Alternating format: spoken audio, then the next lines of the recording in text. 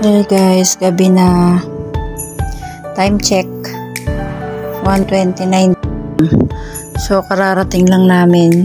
Galing kami sa biyahe ng Santa Maria, Bulacan. Kumarga kami ng pugo and syempre Valentine's bukas, so napag-utusan tayo ng madam na i-surprise ang ating mudra.